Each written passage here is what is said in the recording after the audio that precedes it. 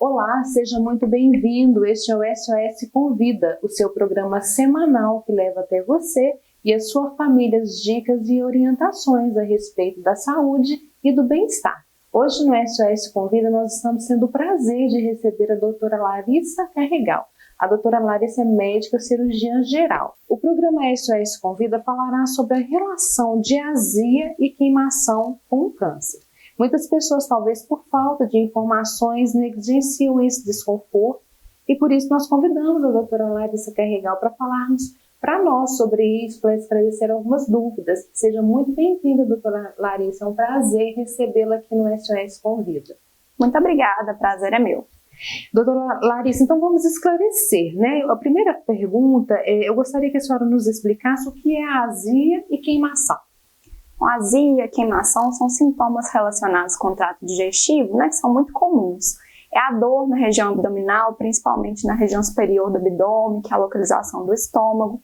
Muitas vezes ela pode irradiar também para a região do tórax, região do externo, às vezes até para o pescoço e a garganta. Intensidade variável, muitas vezes ela é vista como uma queimação, ou às vezes como um aperto também, e pode estar relacionada com diversas doenças aí do trato digestivo.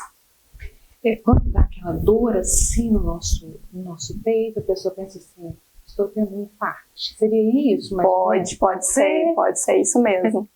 E é normal sentir esses desconfortos, doutora Larissa? Olha, não é normal, principalmente quando esses sintomas são recorrentes ou persistentes. E aí é um indício pra gente que pode ter alguma doença, uma gastrite, uma esofagite, alguma doença do trato digestivo. Então é importante estar avaliando direitinho. Sentir dor nunca é normal, né? Exatamente, a gente tem que pesquisar o que está acontecendo. E existem fatores que desencadeiam a azia e a queimação? E se sim, quais os principais? Existem diversos fatores. Um muito comum aí no nosso dia a dia é o estresse. O estresse aumenta o nível de cortisol no sangue, consequentemente ele aumenta a produção de ácido pelo estômago, então pode ocasionar essa dor. Alguns alimentos também, alimentos ricos em cafeína, por exemplo, refrigerante à base de cola, café, chocolate, chá verde, chá mate, porque eles têm uma propriedade de diminuir o tônus do esfíncter, que é o músculo que fecha o estômago. Então, com isso, pode refluir conteúdo ácido para o esôfago, pode dar essa dor. Alguns fatores também, como, por exemplo, obesidade, gravidez, que aumenta a pressão intraabdominal, também pode desencadear esses fatores. Outros tipos de alimentos muito gordurosos, como frituras, por exemplo, alimentos muito condimentados, também são considerados irritativos para o estômago. Então, tem uma série de fatores que podem desencadear, sim. Principalmente o estresse que você falou, né? Como não viver nesses tempos agora sem estresse? É verdade, é o grande desafio. É o grande desafio. E nos casos mais simples, como é feito o tratamento? E tem cura para isso? Tem sim. Nunca mais vou sentir. O principal é eliminar os fatores desencadeantes. Então, a pessoa tem uma boa qualidade de vida, né? Assim, tá dentro do peso, evitar a obesidade, sobrepeso. Álcool, bebida alcoólica também contribui, então diminuir o consumo de álcool. Ter uma dieta mais equilibrada, evitar esses alimentos que são irritativos, então cafeínas, gorduras, alimentos muito condimentados, ultraprocessados.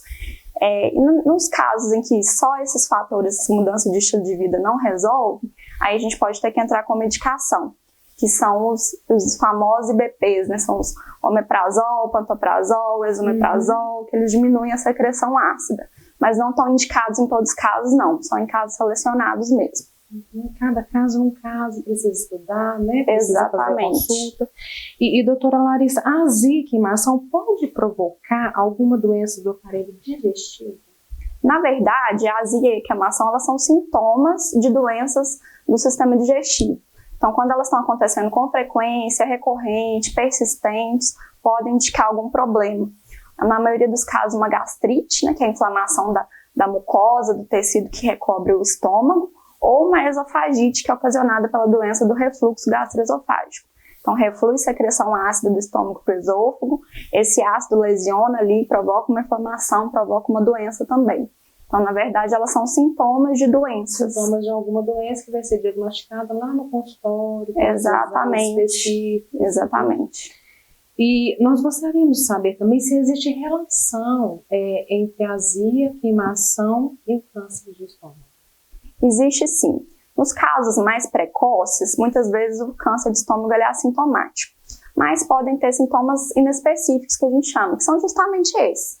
É a azia, é a queimação, o refluxo, o desconforto abdominal, aquela sensação de má digestão.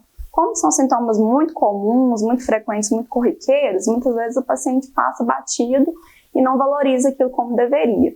É claro que é uma minoria dos casos, né? Existem outras causas que são mais comuns para esses sintomas, mas pode estar relacionado sim, por isso que é importante fazer a avaliação para poder determinar esse diagnóstico. Sim, às vezes pensa que não é nada, uma coisinha à toa, toma bicarbonato, às vezes para passar. Exatamente, pode ficar até mascarando ali, né? Uma coisa mais grave. Isso, tem essa questão da automedicação, do antiácido, né? E muito comum, né? Muito comum mesmo.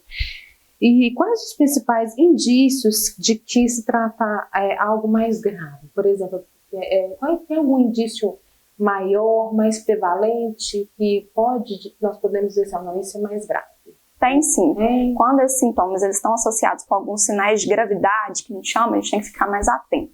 Que seriam perda de peso, a pessoa está sentindo muita azia e queimação e está emagrecendo, vômitos, tudo que come vomita, aquela sensação, a gente chama de saciedade precoce, come um pouquinho, parece que comeu um boi, fica com a barriga inchada, sangramento, às vezes tem vômito com sangue. Esses são sintomas que a gente fica mais alerta, assim. Entendi. E como é feito o diagnóstico, doutora Larissa?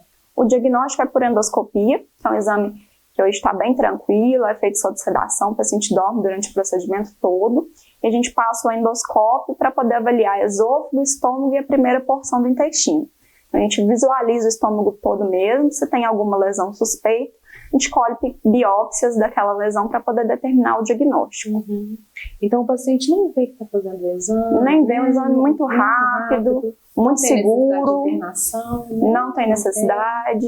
Então é muito seguro, muito importante fazer. Muito importante. Se a pessoa tiver com esses sintomas mais graves, como você acabou de mencionar, né? Exatamente. Os vômitos, sangramentos. Exatamente. E no caso de constatação do câncer, como é feito o tratamento e se existe cura? Bom, então assim que a gente diagnostica, o próximo passo é fazer o estadiamento.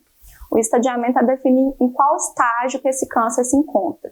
Então, se ele está cometendo ali o estômago mais superficialmente, ou se ele já pegou mais camadas do estômago, se tem sinal de doença à distância, ou se ele está restrito só ali no estômago. Então, o tratamento vai depender desse estadiamento.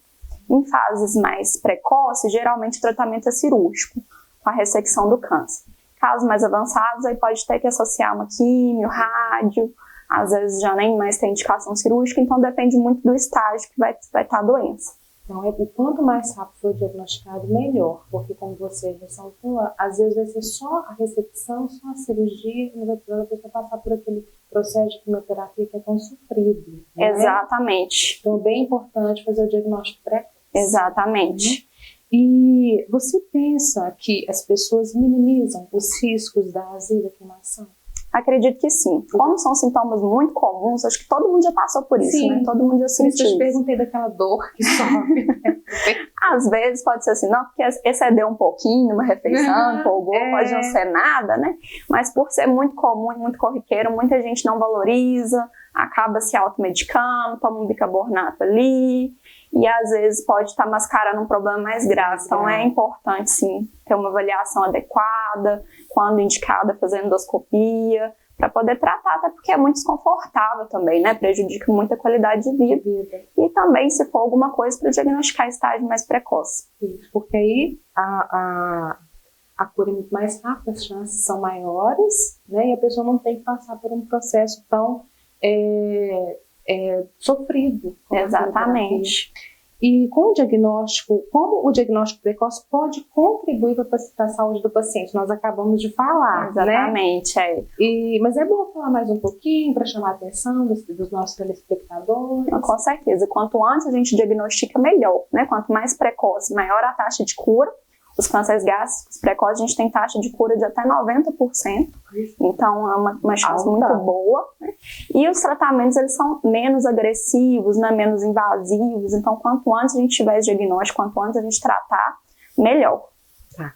E para encerrar o programa, eu gostaria que você desse algumas dicas de como manter a saúde digestiva. Você falou muita coisa no início do programa, mas vamos relembrar as pessoas, você falou da alimentação saudável, de evitar alguns alimentos, né? Mas eu gostaria que você falasse em especial que se refere à azia e à queimação. Bom, então evitar, né, aqueles alimentos que são irritativos para o estômago, como aqueles ricos em cafeína, gorduras, alimentos muito condimentados, muito ricos em sal, evitar o sobrepeso, a obesidade, então manter um eutrofismo, fazer uma atividade física, evitar o uso de bebida alcoólica, o cigarro também contribui significativamente, então evitar o cigarro, sempre ter uma dieta balanceada, né, rica em fibras, vegetais, são antioxidantes, então ajudam também. Sempre optar por refeições menores, não comer muito para não distender muito o estômago e não prejudicar a questão da digestão. Evitar tomar líquidos juntos com as refeições também ajuda muito por essa questão de distender o estômago. Evitar deitar logo depois de comer. Então, são medidas simples que podem aliviar muitos sintomas e podem inibir a progressão para uma doença mais grave no futuro. Doutora Larissa, muito obrigada pela sua participação, abrilhantou o SOS Convida. Eu que agradeço pelo convite. Com dicas maravilhosas, principalmente sobre, como você falou, a azia, e a gente deixa para lá quando é alguma coisa assim, dá pouca importância, né? Passa despercebido, e você trouxe dicas maravilhosas, muito obrigada. Eu que agradeço, foi um prazer. E para você que nos assistiu, que nos acompanhou até aqui, eu deixo meu abraço, te espero na próxima semana. Um beijo, fique com Deus. Até lá.